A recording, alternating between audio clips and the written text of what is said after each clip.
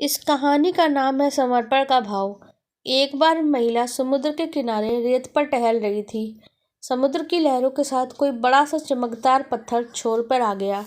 महिला ने नायाब सा दिखने वाला वो पत्थर उठा लिया। वो पत्थर नहीं था, वो असली हीरा था। महिला ने चुपचाप उसे अपने पर्स में रख लिया, लेकिन उसके हाव भाव पे कोई भी फर्क नहीं पड़ा। पास में एक खड़ा बूढ़ा व्यक्ति बड़े ही कौतूहल से यह सब देख रहा था। अचानक वो अपनी जगह से उठा और उस महिला की ओर बढ़ने लगा। महिला के पास जाके बूढ़े व्यक्ति ने उसके सामने हाथ फैला दिए और बोला, मैंने पिछले 4 दिनों से कुछ भी नहीं खाया, क्या तुम मेरी मदद कर सकती हो?" उस महिला ने तुरंत अपना पर्स खोला और कुछ खाने की चीज़ ढूंढने लगी। उसने देखा बूढ़े की नज़र तो उस पत्थर पे है जिसे कुछ समय पहले उसने समुद्र तट पे गिरा हुआ उठाया था। महिला को पूरी बात समझ में आ गई। उसने झट से वो पत्थर निकाला और उस बूढ़े को दे दिया। बूढ़ा सोचने लगा, इतनी कीमती चीज़ भला कोई इतनी आसानी से कैसे दे सकता है। बूढ़े ने गौर से उस पत्थर को देखा, वह असली हीरा था। बूढ़ा सोच में पड़ गया। इतने में औरत पलटकर वापस अपने रास्ते पे आगे बढ़ने लगी।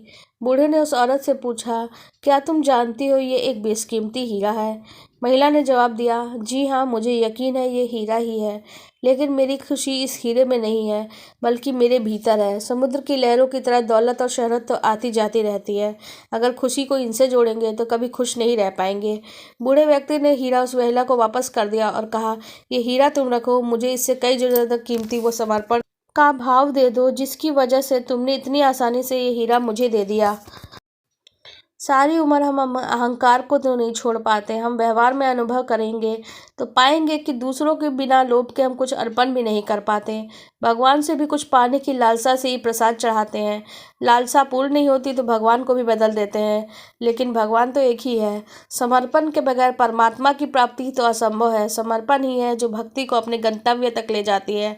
समर्पण से ही आत्मा परमात्मा में लीन होती है। जय जय राधे कृष्णा। आपको हमारी कहानी कमेंट सेक्शन में ज़रूर बताइएगा कैसी लगी है।